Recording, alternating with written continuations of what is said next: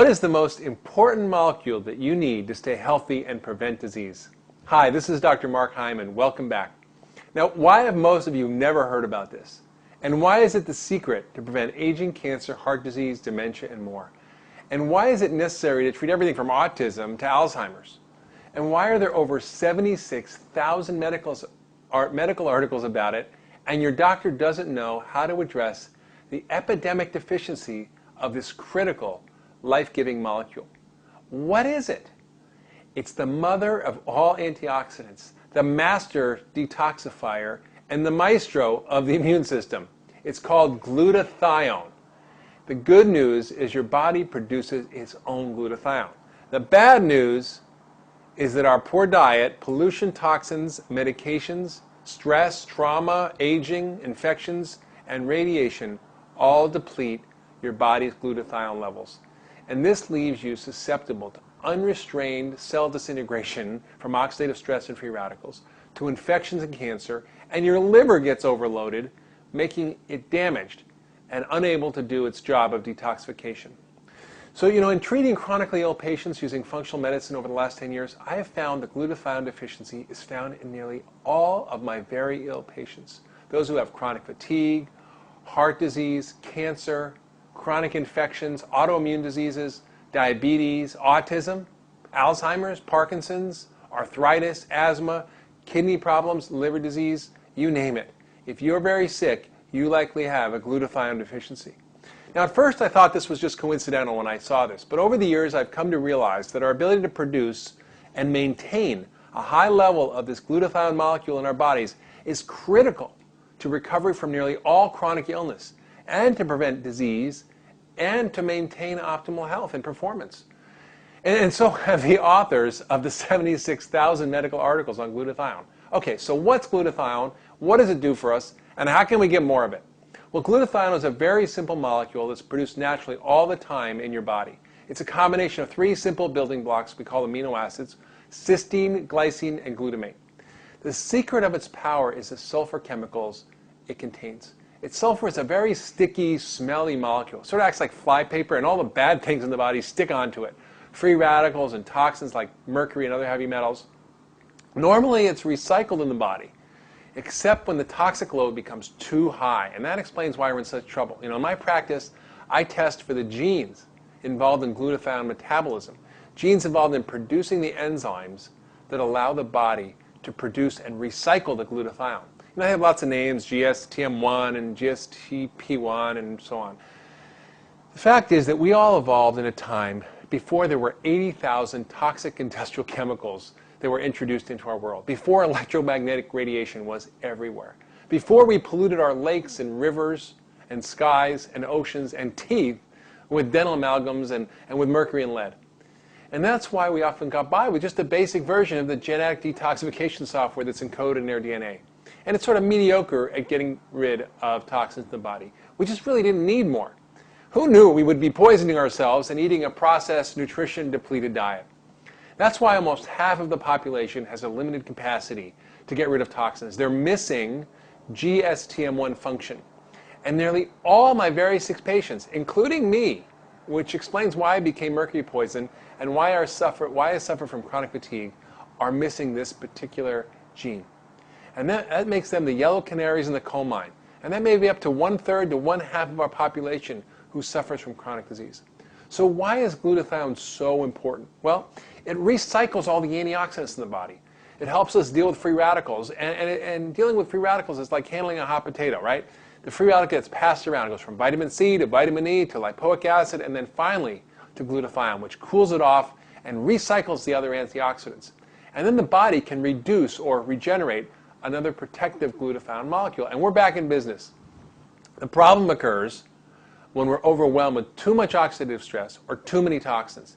Then glutathione becomes depleted, leading us towards some terrible illness. And we can no longer protect ourselves against free radicals or infections or cancer, and we can't get rid of toxins, and this leads to further accumulation and further illness.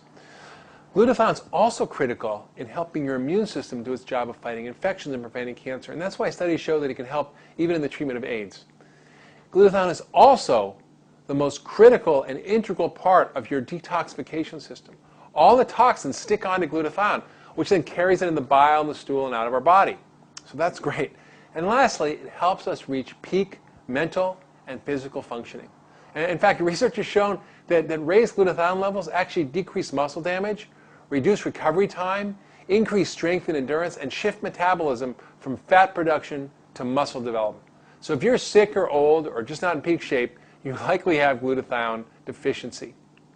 In fact, the top British medical journal, The Lancet, found that the highest glutathione levels were found in healthy young people, a little bit lower in healthy elderly, and lower still in the sick elderly, and the lowest of all was in the hospitalized sick elderly. So keeping yourself healthy, boosting your performance, preventing disease and aging will depend on keeping your glutathione levels high. So the reason that glutathione is so important is that it's responsible for keeping so many of the keys to ultra wellness optimized. It's critical for immune function and controlling inflammation.